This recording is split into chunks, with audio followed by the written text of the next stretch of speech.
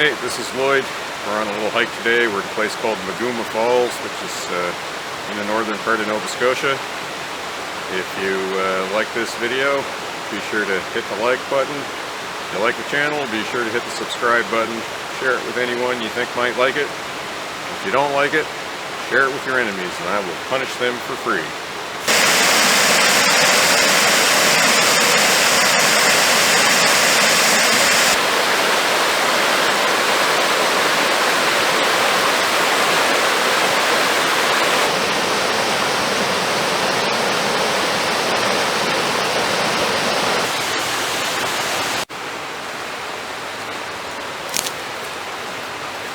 So I wanted to do the video today with the waterfall as a backdrop, but it's reading at about 52 decibels, and I'm only capable of speaking at about 60 decibels before I start screaming. So that wasn't an option, so we've come over here. The audio is probably still going to suck, but hey, what do you do? So we're in a place today called the Gully Lake Trail System. It's in Cobequid County in Nova Scotia. Now, I wouldn't go so far as to call it mountainous, but it sure is interesting to hike over with a backpack. Rocky, a lot of hardwood. Nice enough place. There was a fellow that lived out here for 60 years, probably about a mile or so from where I'm sitting now.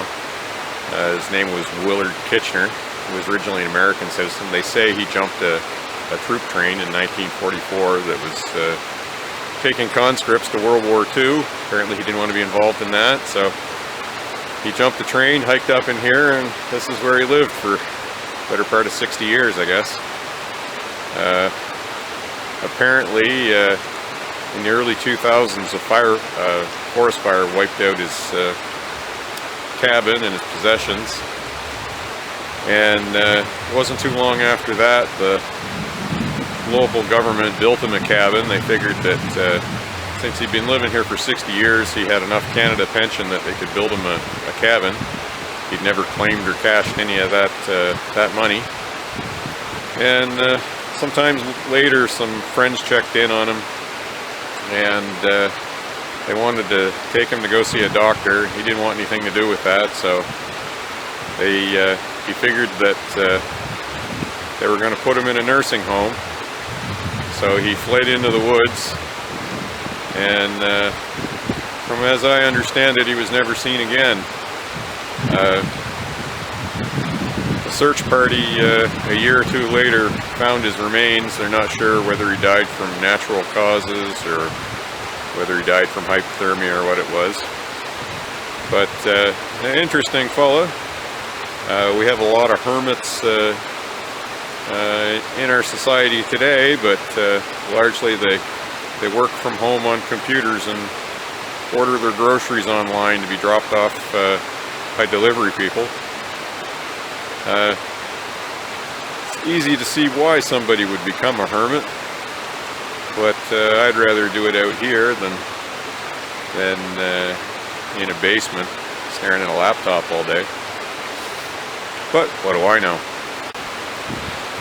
So my plan coming out here today was to brew up a cup of tea on a fire and kind of relax and take it in, enjoy myself, but it took significantly longer than I thought to hike in here.